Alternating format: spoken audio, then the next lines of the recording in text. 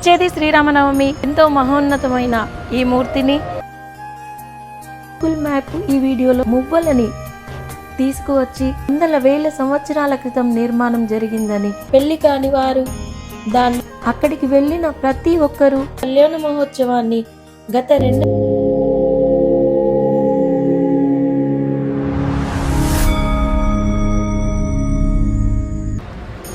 Hi friends, మరి ఎప్పటిలాగానే ఇప్పుడు మరొక వీడియోతో మేము ముందున్నాం. మరి వచ్చేది శ్రీరామనవమి. మరి ఆ రాముని తలుచుకుంటూ మరి రామాలయాలని మనం దర్శనం చేసుకుంటూ మన జన్మలని పునీతులు చేసుకోవాలని సంకల్పంతో మీకు రామాలయాలను చూపియాలి అని మేము ఈ వీడియో చేయడం జరుగుతుంది. శ్రీ సీతారామాంజనేయ స్వామి దేవాలయం ఫ్రెండ్స్, ఎంతో మహోన్నతమైన ఈ మూర్తిని మరి రాముణ్ణి, లక్ష్మణ్ని, సీతని ఒకే దగ్గర చూడడం అంటే అది కన్నుల పండుగగా మనకు అవుపించింది. మరి దానితో పాటు హనుమంతుడు కూడా, మరి ఆ ద్వారపాలకుడు కూడా ఈ క్షేత్రంలో స్పెషల్ మూర్తిగా వెలిసిన ఆలయం అండి ఇది. మరి ఈ ఆలయాన్ని విజిట్ చేస్తారు కదా. మరి ఇక వీడియోలోకి వెళ్దామా?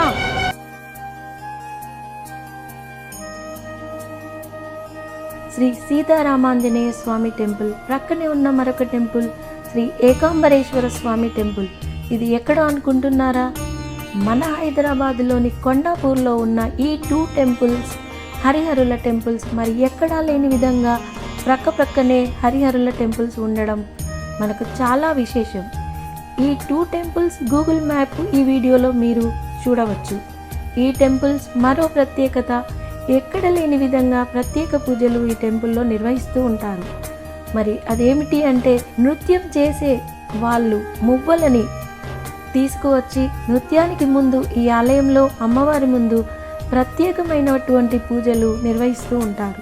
ప్రతిరోజు అభిషేకాలు ఇక్కడ కనుక మీరు చూసినట్టయితే ఎంతో ఘనంగా చేస్తూ ఉంటారు. ఈ టెంపుల్ ముందు మీరు గమనిస్తే రావి చెట్టు కింద నాగ ప్రతిమలు ఉంటాయి.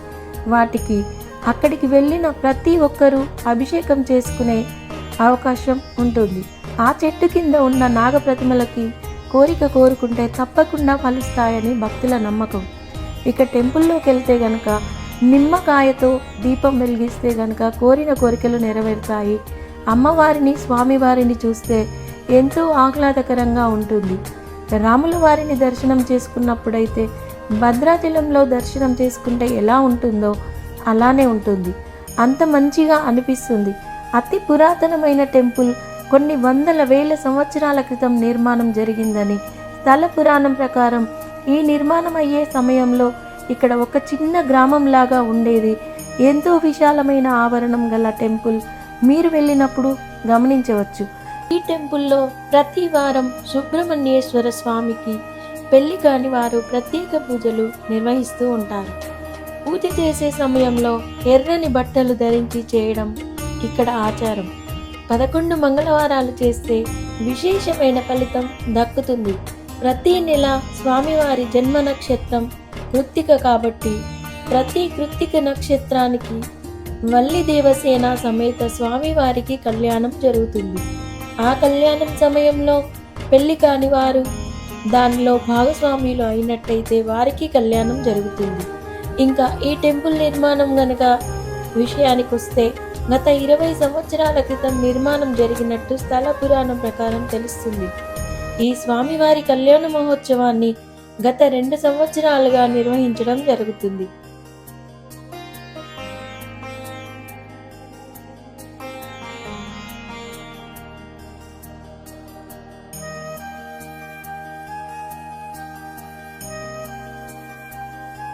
ఈ వీడియో కనుక మీకు నచ్చినట్టయితే ప్లీజ్ లైక్, షేర్, సబ్స్క్రైబ్, మరి ఒక కామెంట్ కూడా ఇస్తారని. Thank you for watching.